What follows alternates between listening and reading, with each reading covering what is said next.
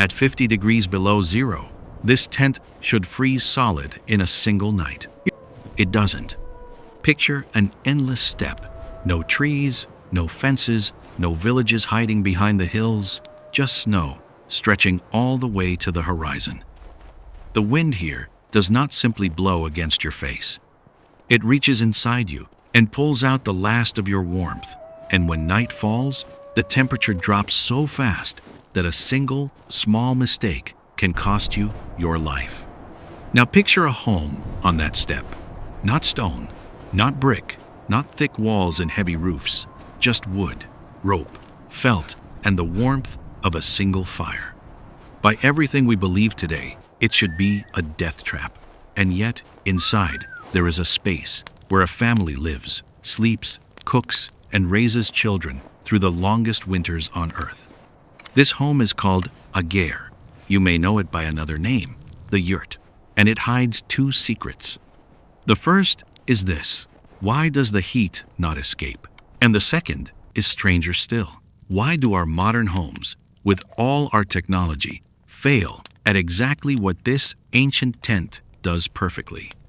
So imagine, for a moment, that you are a stranger from a faraway city, and tonight, for the very first time, you must survive inside one of these.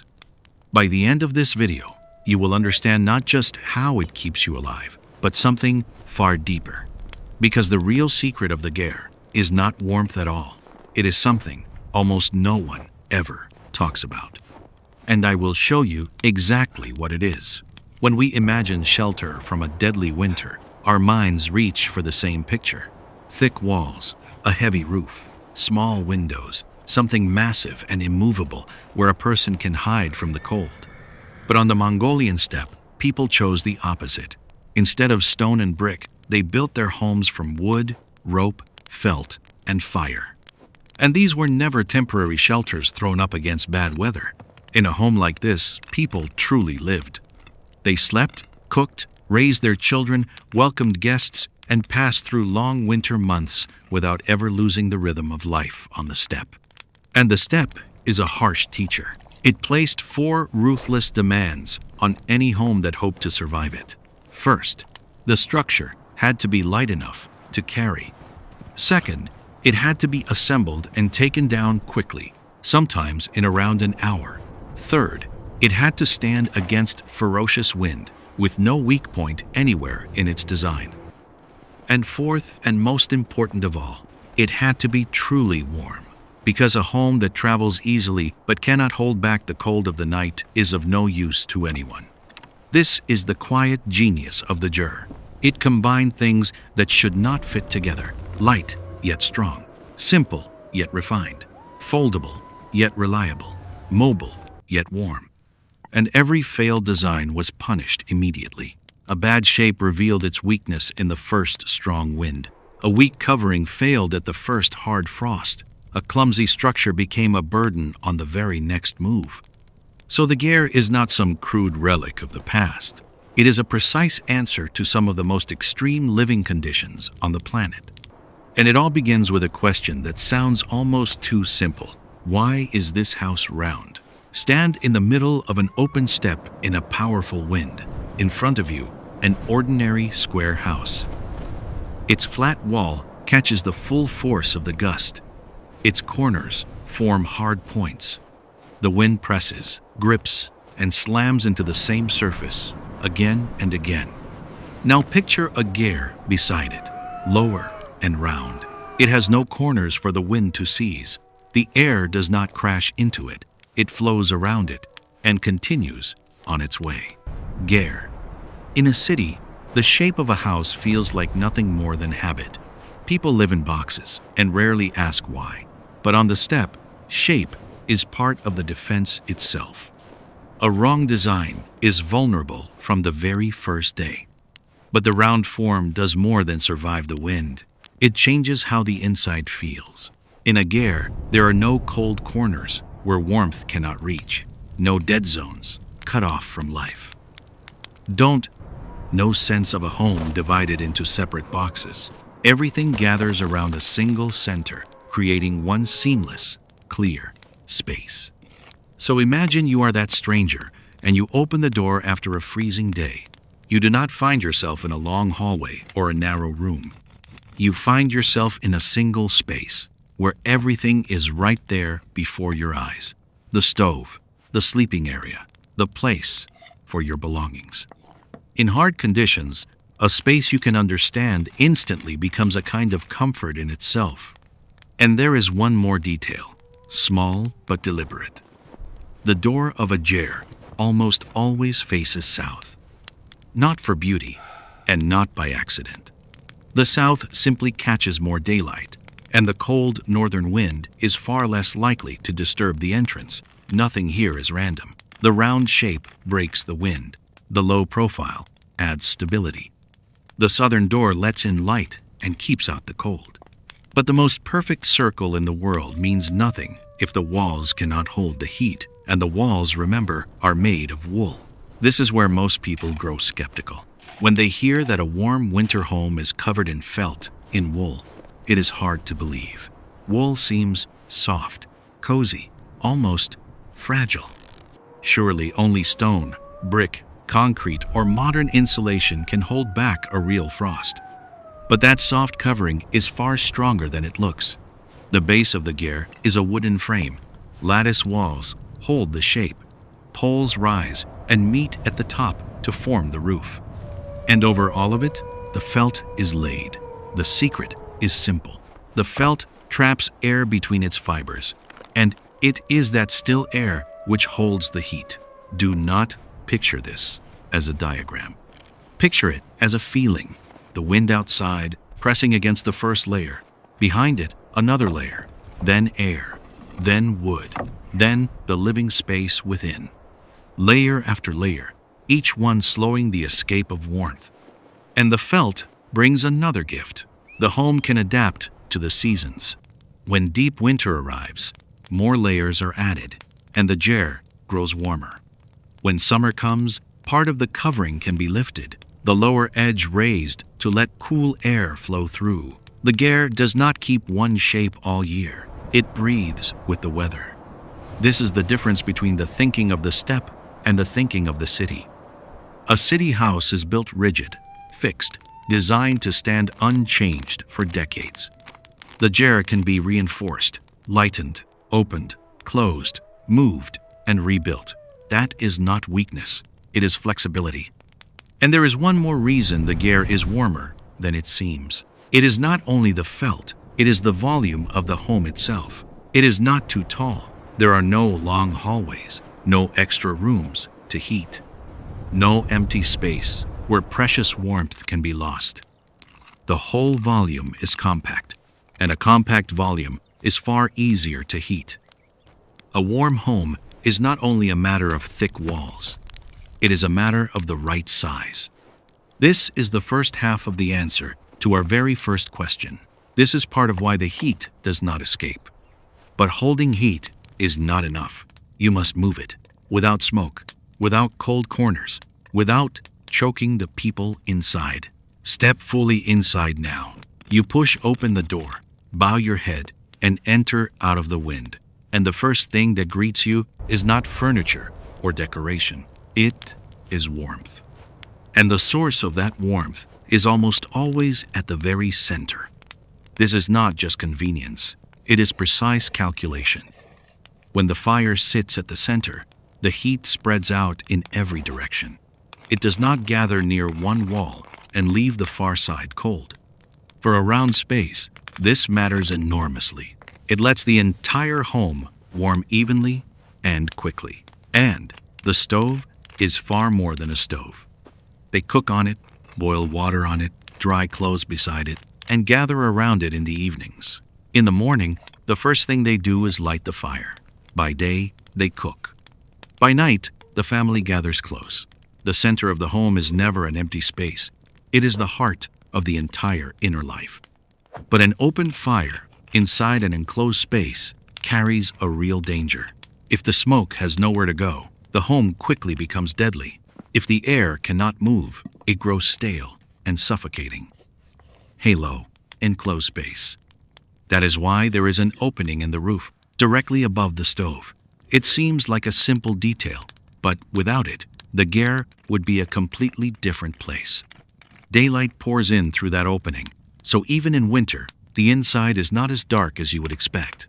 But more importantly, the smoke and the hot air rise and escape through it, creating a natural draft. Now picture how it all works together. Fresh air enters from below, through small gaps and the raised lower edge of the felt. The fire at the center warms the space. The warm air and smoke rise and flow out through the opening at the top, a natural ventilation with no machinery, no modern system, and yet a design of remarkable precision. And here is the answer to our first secret, complete at last. The heat does not simply escape, it is moved on purpose in a controlled circle. A poor winter home always trades one thing for another. Warm but stale, or fresh but quickly cold. The Ger found the balance between the two, warm and still able to breathe. And when night falls, when the snow covers the steppe and the fire glows at the center, the Ger stops being merely a shelter. It becomes a place where a person feels safe again. And yet, warmth and fire are not the real secret. Because even a perfect center cannot save a home if chaos rules inside it. Inside a Ger, there is no chaos. Every object has its place. And this is not respect for tradition. It is a strict necessity. The north, farthest from the entrance and therefore the most protected, is reserved for honored guests and the most important things. Chests of clothing, family heirlooms, and a small Buddha are kept here. The west side belongs to the men. Here hang the bows, the knives, the tools, the saddles, the hides, everything tied to hunting and the herds. The east side belongs to the women. The dishes, the food, the children's things, the crafts, and the sewing are kept here. And the center, always, is the fire, the source of warmth, of light, and of life. But why must this order be so strict? Why not simply place things wherever it is convenient? The answer is simple and harsh. In a small space, the cost of a mistake is enormous. When the home is only 5 or 6 steps across, every unnecessary movement, every search for a lost object, every stumble over scattered clothing is not a small thing. It is wasted heat, wasted time, wasted patience. Imagine it is 30 below zero outside. You have just taken off your gloves beside the fire, and now they are gone. If they are not in their place, on the hook by the men's chest to the west, you will have to search the whole tent, lifting every piece of felt.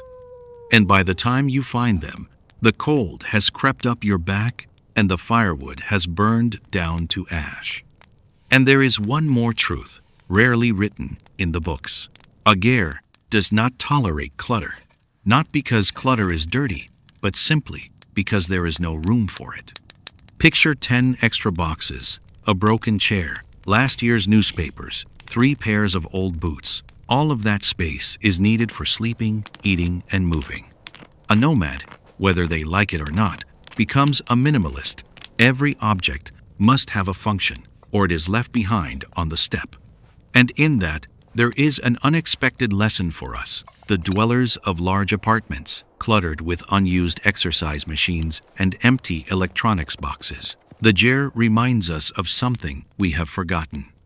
Comfort is not what you add to a home. It is what you have the courage to leave out. When everything serves you, instead of you serving it. When empty space is not emptiness, but room to breathe and move. But this strict order hides something far deeper. Because the single most important truth about the Ger is the one that every description stays silent about. You may think the most important thing about a Ger is the warmth, or the shape, or the felt. It is none of these. The most important thing is this: you cannot hide inside a Ger.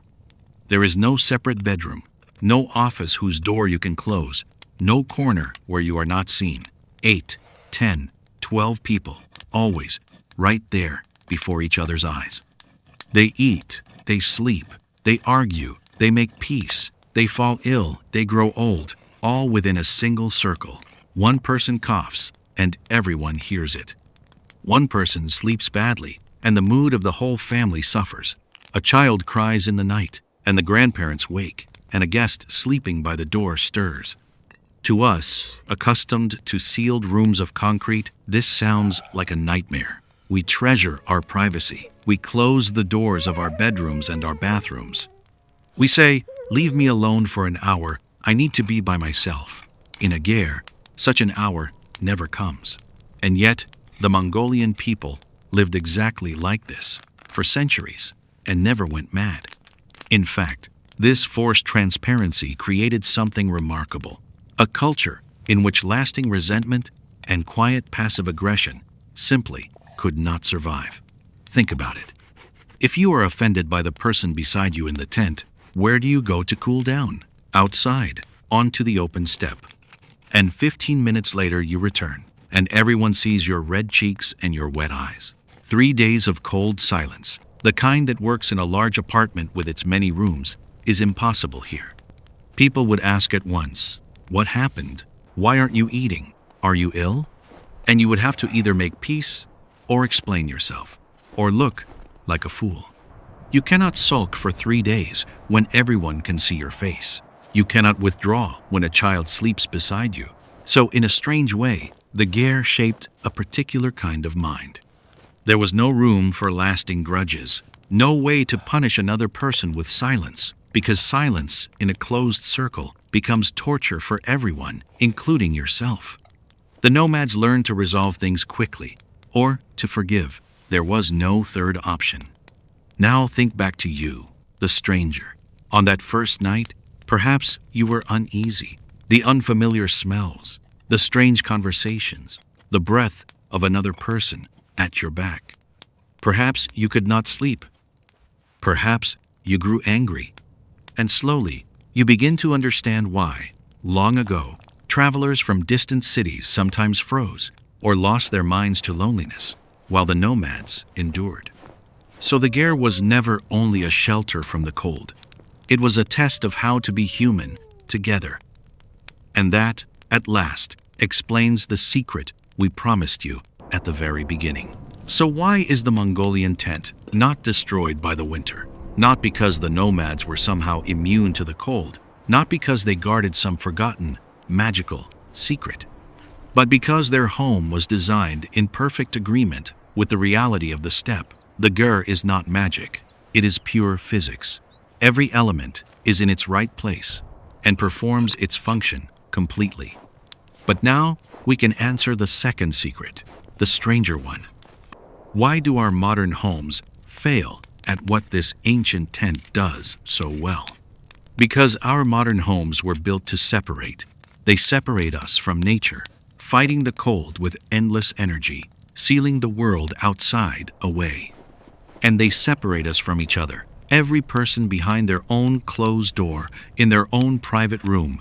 The Ger does the opposite of both. It does not fight the steppe. It belongs to it, flowing with the wind instead of resisting it. And it does not isolate its people. It binds them around a single fire, within a single circle. And perhaps that is why this ancient home, hundreds of years old, can feel so strangely modern to us, because it quietly solves the two problems we are still struggling with today.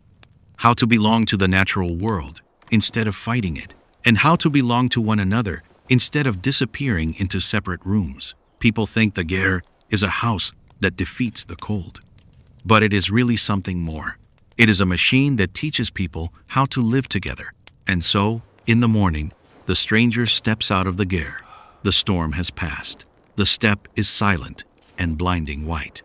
And he turns to look back at the circle of wood and felt dusted with snow that kept him alive through the night. He did not survive because of thick walls. He survived because of a system where every single detail and every single person had a place. The round shape that broke the wind. The felt that trapped the air. The fire at the center that moved the heat. The strict order that wasted nothing. And the unbroken circle of people who could not hide from one another and so learned to forgive. He carries home a lesson that was never written in the physics of it. Because here is the truth that should stay with us. We live in homes that have never been warmer, and yet, perhaps, have never been lonelier. We have sealed out the cold so completely that we have sealed out one another too. And the Ger, that humble tent on the freezing steppe, quietly reminds us of something we are forgetting. That real warmth is not only a temperature, it is closeness, it is order, it is the certainty that no one in the circle will be left alone in the dark. That simple tent did not fight the winter, it made peace with it. And in doing so, it taught its people to make peace with each other. So here is a question for you. If you had to live inside that circle, which would be harder to face, the cold outside or having nowhere left to hide? Tell me in the comments below.